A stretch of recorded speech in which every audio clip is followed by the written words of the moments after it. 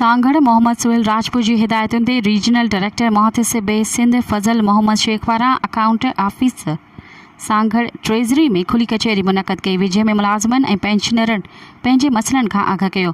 खुली कचहरी में ज़िले अकाउंट ऑफिसर मोहम्मद साले अंसारी मुलाज़िमनि खे क़ानूनी पेचीदगियुनि खां आगाह कयो।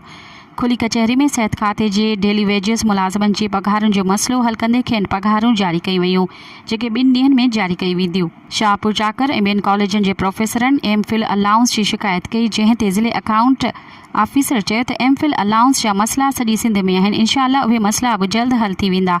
मुहतसिब आला सांगड़ जे रीजनल डायरेक्टर फज़ल मोहम्मद शेख ॻाल्हाईंदे चयो त असां समूरनि मुलाज़िमनि जा मसइला हल करण जी कोशिशि करे रहिया आहियूं ऐं जिन मुलाज़िमनि या ॿियनि माण्हुनि खे कंहिं बि खाते ख़िलाफ़ शिकायतूं आहिनि उहे असांखे सादे काग़ज़ ते दरख़्वास्त कनि त असां तव्हांजा मसइला जल्द हल कंदासीं।